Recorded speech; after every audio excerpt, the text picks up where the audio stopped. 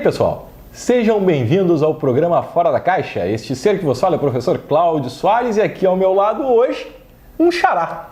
Cláudio Spengler, case de sucesso absoluto na indústria automobilística da região, mas também um grande investidor, um empreendedor de mão cheia que hoje vem contar para nós a sua história acerca da atividade empreendedora.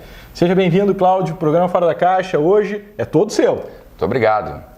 Mas a questão de sucesso, né, Cláudio, não é uma garantia de que se no passado você teve sucesso na carreira empresarial, nas suas empresas, não é que isso vai se perpetuar, né? A gente aqui no Brasil, a gente sabe que tem que estar sempre vigilante, atento, porque os momentos mudam, os mercados são alterados a qualquer instante e a gente tem que estar com as empresas preparadas para fazer as modificações necessárias, porque como eu falei, né, não existe garantia de sucesso futuro. Então, eu não me considero um empresário de sucesso, eu me considero um empresário que estou no mercado há mais de 30 anos, comecei jovem, numa empresa familiar e sou a segunda geração e estou tentando fazer com que a gente consiga se perpetuar. Nossa empresa vai fazer 65 anos esse ano, né? Então, já é um mérito, né, uma alegria, um motivo de orgulho poder se ter uma empresa familiar que se conseguiu passar da segunda geração, estamos preparando a terceira já, né? Então vamos ficar sempre atentos. Perfeito. Vocês já perceberam como vai ser o nosso programa hoje, né? Já entrou de sola e a gente então vai seguir nessa linha, Cláudio. Como que nasce o Império Spengler? De que maneira esse case ele começa a produzir seus resultados, né? Tu estavas comentando, é a segunda geração. Faz esse briefing para nós aí de como iniciou essa vida empreendedora da família Spengler. Na verdade, né, Cláudio, não é um império, né? Nós somos uma empresa familiar de médio porte, né? Nós somos do ramo automotivo. Iniciou-se com os produtos da marca DKV, o meu pai e o sócio dele. Sempre foram dois sócios aqui na empresa. E eu acabei herdando o filho do sócio meu pai, que é meu sócio há mais de 30 anos, que é o Guido. Então eu e ele tocamos à frente o negócio e nós temos, tudo começou com os carros da marca DeSoto, depois DKV, dos anos 60 até os anos 50 até os anos finais dos anos 60. Nos anos 70 a DKV foi comprada pela Volkswagen e nós fomos revenda Volkswagen. Tanto que já existia uma revenda Volkswagen em Santa Cruz. Muita gente, quem é novo não sabe disso, mas existia. Depois nós acabamos incorporando ela. Então passamos em 1970 para a marca Volkswagen e concomitantemente a isso meu pai teve a ideia de fazer grupos de consórcio, de Fuscas, de Brasília, de Kombi. A Brasília veio depois já, nós começou com grupos de Fusca e Kombi, e que é o nosso carro-chefe hoje, né? O nosso grupo nós temos duas revendas Volkswagen, uma aqui em Santa Cruz, outra em Cachoeira. Nós temos a administradora de consórcio, que é o segundo negócio que vem na sequência Volkswagen, que foi em 70 e em 88 transformamos uma sociedade civil, porque ela era uma sociedade mercantil. Logo depois que o Banco Central assumiu, proibiu, mas a gente tinha feito essa alteração antes, proibiu as sociedades mercantis, sim, somente as sociedades civis, porque a maioria das revendas de automóveis tinha seu consórcio próprio. Depois você tinha que ter uma empresa extremamente organizada, seguindo todos os preceitos do Banco Central. E em 88 nós criamos essa administradora que trabalha no estado todo, que é a nossa principal empresa, né? Nós já fizemos mais de 60 mil bens entregues, automóveis entregues nesses anos todos. Então nós somos um dos consórcios mais tradicionais do Brasil. E depois a gente teve a criação dos postos de gasolina. Temos 2 postos Petrobras e depois e também junto nesse momento 2 revendas de moto Honda, uma em Alegrete e outra em Uruguaiana. E agora fomos nomeados para Volkswagen em Uruguaiana e Alegrete, né? A revenda deve ficar pronta esse ano. E também no ano de 2010 a gente inaugurou a revenda Kia, que é aqui do lado, né? Então esse é mais ou menos o volume de negócios que a gente tem. Nós chegamos a ter 200 funcionários. De 2013 para cá, com a crise, né? A gente teve que enxugar, como todos os segmentos, todas as empresas, todos os empresários tiveram que enxugar. E hoje a gente está com em torno de 160 funcionários nessa faixa. Nessa faixa. Mas estamos aí, né?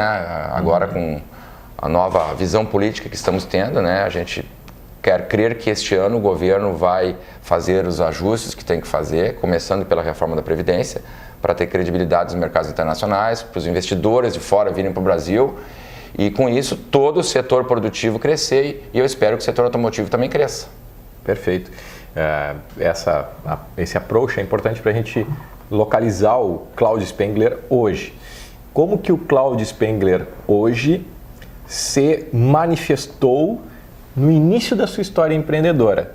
Quando que tu disseste para ti, ou quando que tu te percebeste dentro desses negócios, que era o negócio da família, e resolveu, olha, eu vou empreender, eu vou tocar os negócios da família, eu vou ser o cara que vai fazer com que essa história continue, porque muito do sucesso que tu estás relatando, de ampliar o consórcio, ampliar as concessionárias, ter aqui, isso já vem com a tua assinatura.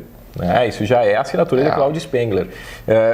Conta para nós um pouquinho como é que surge o Claudio Spengler empreendedor dentro desse processo de sucessão, porque aí é o case interessante que a gente está trazendo hoje. É uma empresa familiar, tu destacaste isso, mas nem sempre as empresas familiares elas fazem a sucessão com eficiência.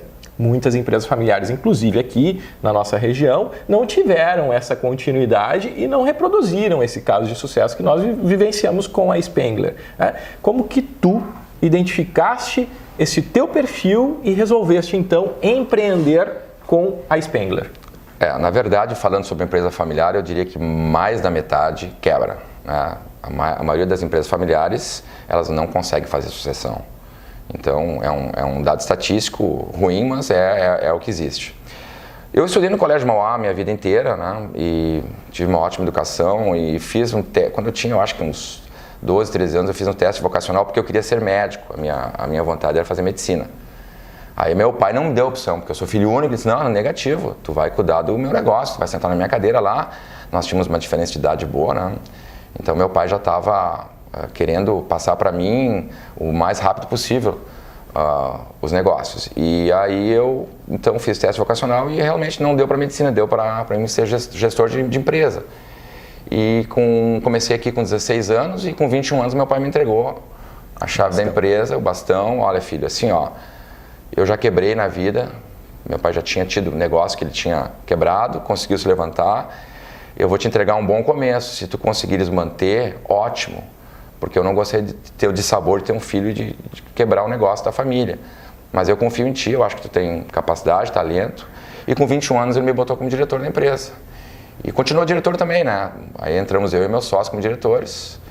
E aí os nossos dois pais ficaram juntos mais um tempo, depois saíram e nós tocamos o negócio, né? Então, na verdade, a questão de a gente ser competente e ter épocas de mercados favoráveis também ajudaram o nosso crescimento, né?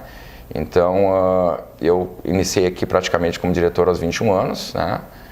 E procuro sempre valorizar a mão de obra, os meus colaboradores, as pessoas que estão aqui. A gente tem muito carinho com os funcionários, a gente valoriza eles.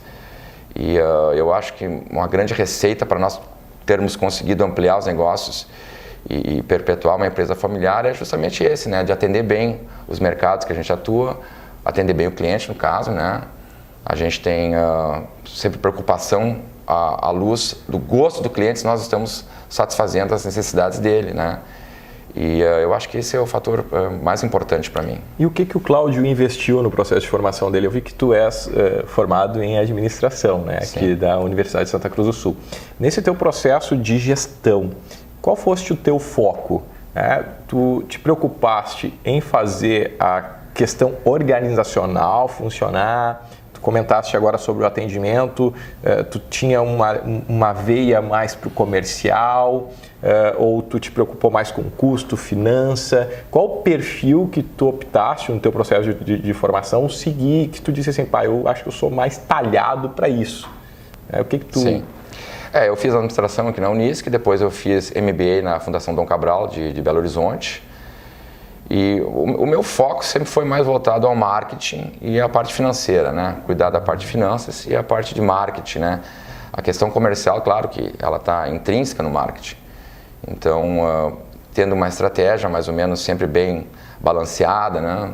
não gastando demais, porque eu acho que um dos grandes sucessos de uma empresa é gastar o que se pode.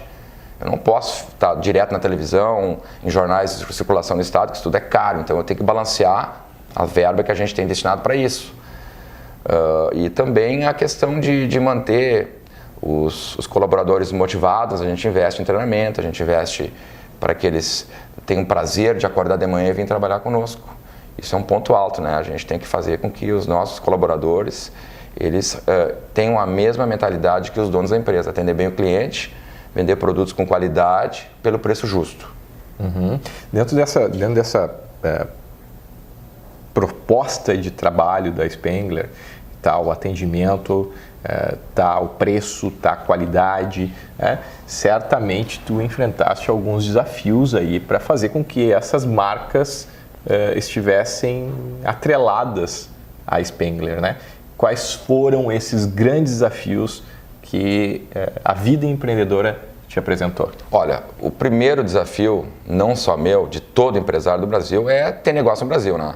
Porque com a carga tributária que nós temos, os impostos da indústria automotiva, né? Mais de 40%, é muito difícil você manter um negócio no Brasil. E aliado a isso, os encargos sociais, né? Se um funcionário ganha 2 mil, ele custa praticamente 4. Isso é muito pesado. Os países do primeiro mundo não é assim que funciona. Então, eu sei porque eu tenho uma filha que mora nos Estados Unidos já há 10 anos, lá não tem 13º, lá não tem todas essas cargas para você demitir um funcionário, que muitas empresas às vezes quebram porque não conseguem nem pagar os funcionários todos, não conseguem ter o desencaixe para poder sequer fechar a empresa, né? Porque custa muito caro e o tombo fica muito maior. Então, aqui no Brasil, você conseguindo pagar os impostos, né? Os encargos sociais e as adversidades dos mercados, né? Os up and downs do mercado, que durante essas décadas todas que eu estou aqui já 3 décadas, mais de 3 décadas, eu tenho visto períodos bons, períodos mais ou menos e períodos muito ruins, que desafiaram a nossa criatividade para a gente conseguir manter o negócio. E a gente, você falou em empresa familiar, a gente vê muita empresa, a gente viu muita empresa familiar de Santa Cruz, empresas daqui, fecharem as portas. Olhem o comércio de Santa Cruz. A grande maioria são empresas de fora. Eu diria que 80% são empresas de fora. E o que atesta isso? Que as pessoas não conseguiram manter os seus negócios. Porque ninguém fecha uma empresa porque quer. Ela fecha porque está tendo prejuízo. Isso é ruim. E o cenário do Brasil nunca foi favorável para você empreender. É interessante, a gente já conversou em outras oportunidades com outros empreendedores e eu falo isso também em sala de aula, é muito bacana de compreender os perfis daqueles casos de sucesso, porque eles acabaram lidando com algo que é muito peculiar no Brasil, que é a crise. Acabaram lidando com a adversidade. Essa adversidade que a gente vai falar sobre isso mais ali adiante, ela pode ser uma adversidade pessoal, a sua pessoa sofre por alguma circunstância, mas o seu negócio enfrenta uma série de obstáculos para se desenvolver no Brasil, que não é um cenário, não é uma terra fértil para a atividade empreendedora, como tu bem colocaste. Então, este profissional que lida com a crise, nós chamamos de profissional de turnaround. E é interessantíssimo identificar na literatura estrangeira que o profissional brasileiro de turnaround é um dos mais respeitados do mundo. Que é o profissional que atua na área de gestão e que tem a capacidade de lidar com a crise. Porque nós temos esses históricos de up down que tu comentaste aí, né? Então é um cenário interessante. O Brasil, no mundo econômico, não é um país se jogar fora. Nós temos uma boa economia, oscilamos entre a 9ª, 10ª, 8ª, depende de cada período. Então nós temos uma economia relativamente forte e os nossos gestores são muito valorizados no mercado quando trabalham com recuperação de empresas, quando trabalham com turnaround, quando trabalham com superação de crise. Dentro dessa dinâmica de sucessão, teve algum apoio técnico, algum apoio teórico, algum marco referencial? como é que vocês souberam lidar com esse processo? Ou houve mesmo, foi uma força anímica, uma relação entre pai e filho? Como é que vocês trabalharam esse tecnicamente? Ou se não houve mais assim, foi muito empírico, foi muito da prática e da tentativa e erro? Eu diria que são os dois. Tá? Eu tive um grande professor que foi meu pai. Meu pai teve nível escolar, ele nem terminou o 2º grau, naquela época era normal, né? Era difícil. E ele me ensinou muita coisa. Meu pai me ensinou muita coisa sobre o negócio de automóveis, que foi onde eu comecei. Eu comecei aqui como vendedor de carros usados, né? E aprendi muito com ele, aprendi muito com os colegas de trabalho aqui na empresa. E eu acho que também eu tive uma oportunidade de participar da Associação dos Revendedores Volkswagen, e através do associativismo eu tive uma alavancagem de conhecimentos muito boa, porque eu com 20 anos, antes de me tornar diretor, eu já participava da nossa associação que tinha escritório em Porto Alegre, que congregava todos os revendedores Volkswagen no Rio Grande do Sul. E a Volkswagen também tem uma escola, ela tem uma universidade interna para novos gestores, futuros gestores. Isso também naquela época, né, nos anos 80, 90, me ajudou muito, porque aí eu podia ouvir a opinião de colegas de todo o Brasil, né? Eu ia para São Paulo, que é a nossa matriz, né, da associação nossa, da Sobrave, e lá eu tive a oportunidade de escutar palestras muito boas, né? Professor Luiz Marins, professor Benvenuti, pessoas que na época que eu estava começando eram as pessoas mais influentes em questão de palestras motivacionais, de palestras de encaminhamento para você saber gerir as pessoas e o gosto do cliente, a procura do cliente. Então tudo isso me ajudou. Então foi um somatório, né? Porque não existe receita de sucesso onde você pega uma coisa só num ramo empresarial e aquilo ali é a tua alavanca de sucesso. São várias coisas que formam as decisões se encaminharem para uma maneira que dê certo. Professor Luiz Marins foi o primeiro professor na minha vida que utilizou a expressão que eu carrego comigo, Eagles catch no flyers, águias não caçam moscas, né? Ele trabalha com isso para fortalecer o ser humano no pensamento grande. E na época ele era uma referência efetiva nos programas de treinamento e mobilização. Nós vivenciamos agora um empresário excepcional, que é o Luiz Flávio Gomes, e a gente tem também o Carlos Wieser Martins, que vem trabalhando, mostrando dentro do seu sistema. O Carlos, na verdade, nunca foi o Wieser, ele botou o Wieser porque ele quis registrar o case de sucesso, que foi as franquias do Wieser, na sua história de vida. E ele conseguiu.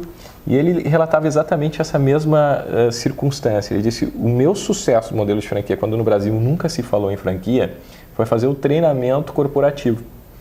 E é a mesma coisa que você está dizendo. O treinamento corporativo, na formação de liderança, na formação de gestores específicos de um determinado segmento, fez toda a diferença. Que é aquela pedagogia que a gente brinca do ensinar a fazer. Porque você vai para dentro de um associativismo, e hoje o associativismo precisa ser reerguido. Nós perdemos muitos anos com o enfraquecimento do associativismo. Ganhamos no sindicalismo, ganhamos no cooperativismo, mas perdemos no associativismo. E hoje as instituições de classe, os empresários, os empreendedores como um todo, estão voltando os seus olhos e as suas atitudes novamente para o associativismo. Esse associativismo, essa união, ela te ajudou decisivamente, está comentando, para formar o Cláudio empreendedor. Sem dúvida. E esse Cláudio empreendedor, ele enfrentou dificuldades que estejam relacionadas à pessoa do Cláudio, não a imposto, não o que o Cláudio animicamente sentiu no exercício da sua atividade empreendedora? Como tudo na vida, né, a gente tem momentos, né, de melhor intuição e momentos onde você está, às vezes, em dúvida do que fazer, né, num cenário econômico que se apresenta, né. Claro que eu tive momentos de dificuldade, momentos assim de anos ruins, de perder dinheiro, de prejuízo, mas o que a gente tem que fazer? Tem que levantar a cabeça, né? Tem que levantar a cabeça, tem que se reinventar muitas vezes. A gente teve processo onde nós tivemos que mudar o nosso foco, né? Não totalmente, mas parcialmente, para tentar fazer campanhas de varejo, fazer coisas que nem aquele ditado, você não vai conseguir resultado diferente fazendo sempre a mesma coisa, tem que estar sempre se mexendo. Então, claro, teve momentos que eu me senti impotente, puxa vida, mas o meu negócio está parado, os outros estão crescendo. O mercado automotivo está deixando de desejar, o segmento de consórcios está caindo. Teve anos que a gente teve estagnação. E empresa que estagna, ela tende a ir para o buraco, então não pode deixar. Então tem que se mexer logo, né? E a gente vê também a questão de mercado, uma coisa muito importante. Eu vou citar um exemplo. Os meus colegas Volkswagen lá de Itajaí e Camboriú, eles há 15 anos atrás vendiam a metade de carros que nós vendemos. Hoje, eles vendem 3 vezes mais que nós. Por quê? O mercado deles, né? Olha o que é o Balneário Camboriú hoje, Itajaí com o Porto lá e a ascensão de Santa Catarina. O nosso estado, ele perdeu muito. O Rio Grande do Sul não está passando essa trabalheira toda aí que a gente está vendo aí, pagando os funcionários atrasados, porque é um estado que trabalhou mal. Olha Santa Catarina e Paraná, eles passaram de cruzada por nós. Então, as empresas como um todo, né, e o setor automotivo também, a gente perdeu na média de crescimento para alguns outros estados, algumas outras cidades, outros mercados, né? Então, isso tudo demanda com que sempre se pense, não, a nossa região, as regiões que a gente atua, tem que crescer também, porque os outros estão crescendo, entendeu? Cláudio, existe algum momento do negócio Spengler, e aí eu vou falar do grupo Spengler, existe algum momento que o pensamento precisou sair da caixa, que é o mote do nosso programa, né? Fora da caixa tem a ver com essa circunstância, mostrar para o empreendedor qual foi a grande sacada. E é essa pergunta da vez: qual foi o grande pensamento fora da caixa do grupo Spengler? Olha, o pensamento fora da caixa é o algo mais, é o diferente, é fazer o que os outros não estão fazendo. A gente diversificou. Eu acho que a diversificação e a ampliação da atuação do nosso consórcio, que é o carro-chefe para todo o estado, eu entendo que seja esse é o fator de diferenciação nossa para conseguir se perpetuar. Porque você capilarizando, espraiando as atividades para as cidades, onde de repente uma região está com seca, outra região está com fartura. Então, se você depende só de uma micro-região e dá um problema climático ou de uma atividade fim, você está com sérios problemas. Então, se você atua numa região mais ampla, vai diluir esse risco. Então, eu acho que a gente trabalhar no estado todo, como a gente trabalha também no sul de Santa Catarina, nós temos hoje praticamente 35% da rede Fiat trabalha com o nosso consórcio. E isso também é uma conquista nossa, do nosso pessoal, que conseguiu fazer um trabalho qualificado para que a rede Fiat, cada vez mais a gente está conseguindo novos parceiros de revendas para trabalhar com o nosso consórcio, para nós administrarmos o consórcio para eles, né? Então eu diria que a saída de qualificação, de diferenciação nossa é expandir para outros mercados, outras regiões aqui do estado, né? E também a diversificação, né? A gente foi para posto de gasolina, a gente foi para revenda de motos, revenda Kia, mas sempre pensando que a nossa origem, a nossa base é Volkswagen. Tanto que a gente foi nomeado para Uruguaiana e Alegrete, e temos aqui Cachoeira, então o nosso DNA é Volkswagen. E o carro-chefe de maior volume e conhecimento no estado é o negócio de consórcio, que nós conhecemos muito bem.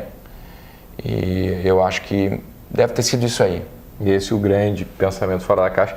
E veja bem que coisa interessante, né? Quem está nos acompanhando aí, uma sucessão, e um caso bem sucedido de sucessão. Depois, a necessidade de dar o tino e trabalhar com a diversificação. Essa diversificação, ela exige, dentro desse teu cenário, né, conhecimentos bem apurados, conhecimentos bem relevantes do aspecto comercial, do aspecto de gestão. Tu observas aí que estamos chegando no sul de Santa Catarina. Quando tu diz estamos chegando, é porque estamos vendendo no sul de Santa Catarina. Quando tu diz, estamos com um consórcio em todo o estado do Rio Grande do Sul, é porque está vendendo o consórcio em todo o estado do Rio Grande do Sul. O apelo comercial, o trabalho com a equipe de vendas, parece ser uma grande sacada do Grupo Spengler também, né? Como é que tu pode trabalhar conosco, explicar para nós aí? E eu tenho certeza que tu sabe sobre isso, porque tu acabaste de mencionar que tu começou como vendedor de carro. Tu destacaste, poderia falar para nós aí do setor comercial, da área de vendas, como é que vocês vêm trabalhando com essa equipe, como é que funciona a motivação, a qualificação, de que maneira vocês vão levando adiante o departamento comercial, que com certeza tem que ser um departamento muito bem relevado, muito bem tratado aqui dentro para fazer com que esse pensamento fora da caixa se prolifere, né? Sem dúvida, né? Quando você fala de área comercial, você fala de vendas, pessoas, não tem como. Você tem que ter pessoas qualificadas, pessoas bem treinadas, pessoas remuneradas justamente para que elas consigam vender o teu peixe. Tá? Nós vendemos peças, serviços, automóveis, motos, consórcios. Isso tudo passa por pessoa, isso um computador não vende. Claro que hoje você tem acesso, nós temos a consulta no nosso site, as pessoas olham o preço, mas o fechamento do negócio é no showroom. É o vendedor de consórcio que vai lá na casa do cliente e ele tem que estar treinado para poder vender o produto. Ele tem que estar motivado, ele tem que ter apresentação, ele tem que ter toda uma estrutura que a empresa tem que fornecer para ele para a coisa ser bem executada. Um exemplo agora, no dia 7 de janeiro, a gente fez um evento no Hotel Charrua para toda a nossa estrutura comercial do consórcio, né? Nós tivemos com 90 pessoas lá, mostrando a estratégia do ano que a gente pretende alcançar, lançando os novos materiais de venda, né? Os livretos de venda, o material que o vendedor apresenta para o cliente para fazer o fechamento da venda do consórcio. Nós tivemos uma passagem na parte de legislação, né? Porque às vezes o vendedor acaba esquecendo certos detalhes da legislação que tem que ser cumprida, porque o Banco Central nos controla muito sobre isso, né? A gente tem que vender corretamente. E depois almoço com o pessoal e uma palestra motivacional na parte da tarde. Então, assim, são eventos que a gente faz sempre durante o ano, tanto no negócio de consórcio, no negócio de automóveis, negócio de moto. Manter, aproveitando sempre as oportunidades de treinamento, de reciclagem, das pessoas envolvidas na área comercial, porque não dá para ficar parado, o vendedor tem que estar sempre em um processo constante de renovar os seus conhecimentos, de se aperfeiçoando, porque senão ele vai ser ultrapassado pelos mais novos. E eu não sou daquela opinião que o vendedor necessariamente tem que ter o gás de um jovem de 20 e poucos anos. Nós temos vendedoras e vendedores de 60 anos que vendem muito bem. Inclusive não perdem para os mais jovens, né? Mas você tem que motivá-los, reciclá-los, dar informações sempre atualizadas. E eu acho que isso é um fator crítico de sucesso nosso, é manter o pessoal sempre na questão da motivação num nível alto. Setor comercial. Para a gente destacar, indo para a parte final do programa, dentro do teu processo organizacional hoje, como que tu te colocas? Cláudio Spengler hoje é o diretor-geral e de que maneira o Cláudio Spengler ele articula os departamentos e quais são aqueles departamentos que tu considera mais relevantes, que eles devem estar bem articulados, bem trabalhados por ti. Tu és o grande maestro hoje dessa equipe, vamos assim falar, pode ser? E como que tu arranja? Quais são os teus... Vamos trabalhar metaforicamente, cada departamento é um músico. Quais são os departamentos que tu tem que dizer assim, esse aqui tem que andar afinado? Eu diria assim que a palavra-chave é humildade. Tem que ter humildade. Eu não sou mais do que o meu lavador lá dos fundos ou da moça que faz o café e trabalha na limpeza. Eles são profissionais qualificados, são pessoas que eu respeito, e eu enxergo que a questão da humildade, tratar bem todos os funcionários, sem nunca ser arrogante, sem nunca ser pretensioso, fazer com que eles se sintam valorizados, com que eles vistam a camisa da empresa, com que eles deem um sorriso para o nosso cliente, né? É muito importante.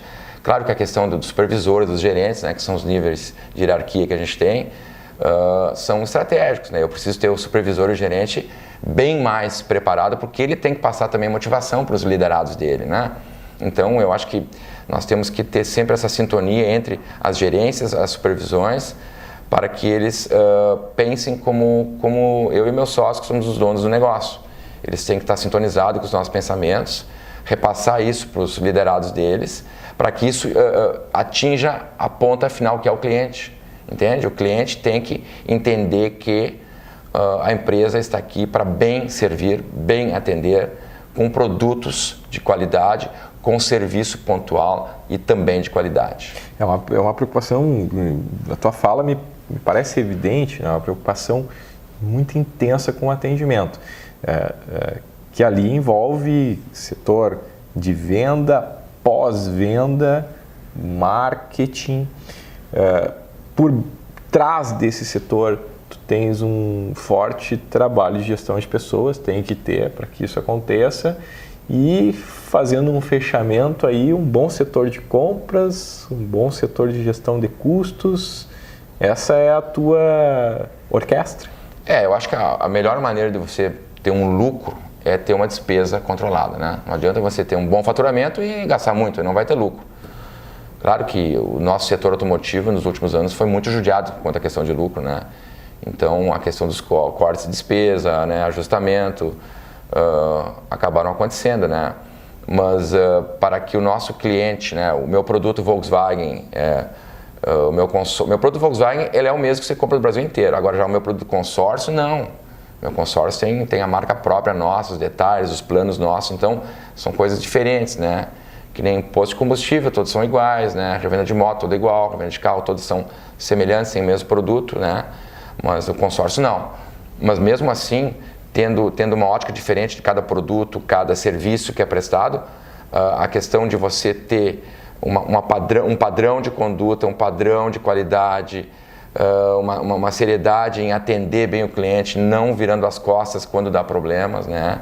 E sim resolvendo o problema de frente, porque tem certos produtos que às vezes o cliente reclama de alguma coisa que não está boa. Você tem que estar com um sorriso para atender ele e dizer, olha, eu vou resolver isso aqui para você em 24 horas. E resolver, não só prometer. Então, uma das coisas também que a gente preza muito é botar sempre as coisas às claras para os clientes e oferecer a melhor solução prontamente para qualquer probleminha que venhamos a ter. Perfeito.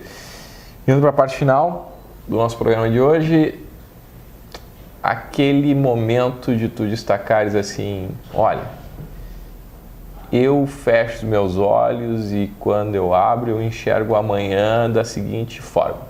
O que tu projetas para o futuro? O que tu imaginas que serão os próximos passos que o Grupo Spengler ou que o Cláudio Spengler vai dar em busca de um futuro melhor? Ou qual é o teu plano de voo agora? Olha, a minha percepção é de que o nosso mercado brasileiro vai melhorar, né? A indústria automotiva, ela vinha dos anos 2008 até 2012 na faixa crescendo de 2,5 milhões até atingir 3 milhões e 700 automóveis no Brasil. Caiu para 2 milhões. Aumentou 2016, 17 para 2,200, 18 para 2 milhões e 200, agora o ano passado 2 milhões e meio. Mas ainda tem um grande nível ainda para preencher até chegar a voltar aos números que tínhamos em 2012, que era 3 milhões e 700 mil carros. E eu vejo agora com esse novo governo, né, afastando aquela bandidagem que estava lá em Brasília, pelo menos a grande maioria foi afastado, e eu acredito no governo Bolsonaro, acredito no governo do Eduardo Leite aqui no nosso estado. Eu acredito que nós vamos ter a corrupção varrida, ou praticamente, se não toda, mas grande parte dela. Eu acho que o nosso país está entrando por uma fase de moralidade, de que não é através de corrupção, de a lei do menor esforço e da vantagem imediata que se constrói uma nação. É através de um trabalho correto, da primeira vez, é através da honestidade, é através de fazer o papel do governo de enxugar a máquina dele. O governo tem que atuar onde ele tem que atuar, não em coisas que ele não vai simplesmente inchar a máquina pública, onde os investimentos vão ser utilizados todos para pagar o funcionalismo, que é o que está acontecendo no nosso estado aqui. Nosso estado, praticamente todo o dinheiro dele vai para a folha de pagamento e as estradas.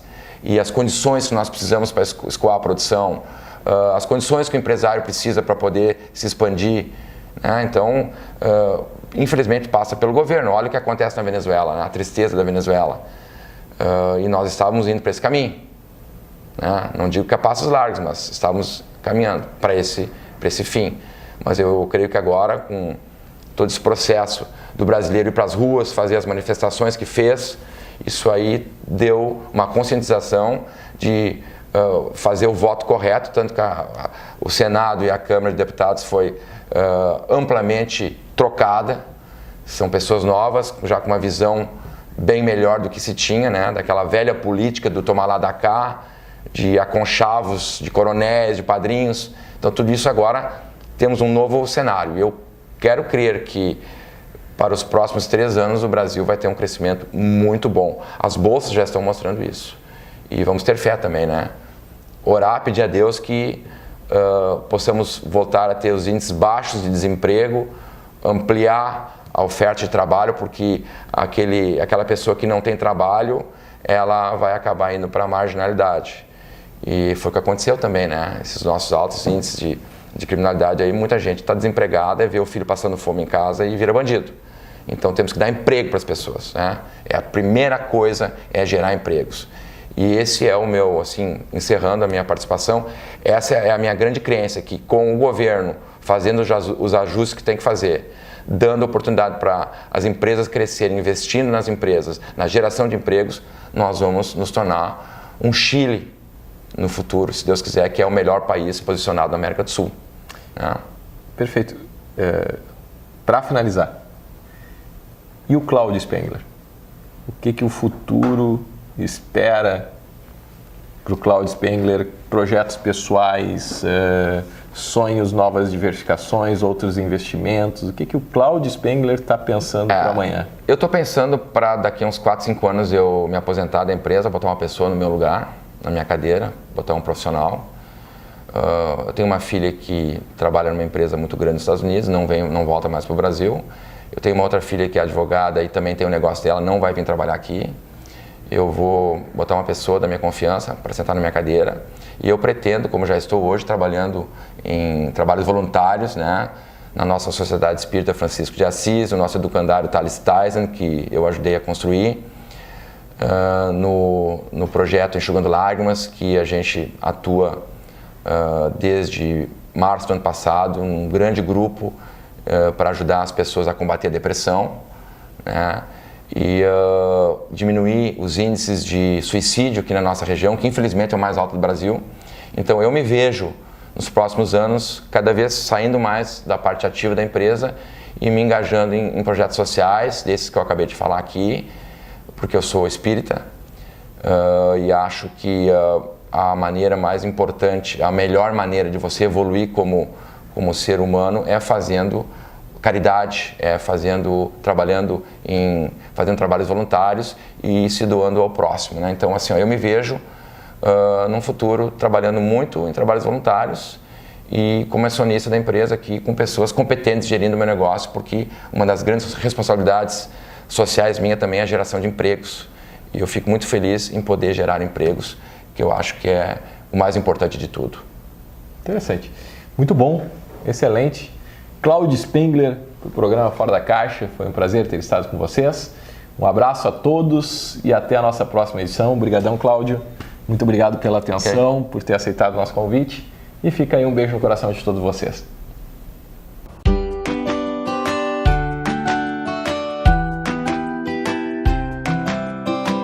Programa Fora da Caixa. Um oferecimento Faculdade América do Sul. SBJ University Law and Business School. Rede Faz Formação de Gestores. SA Gestão.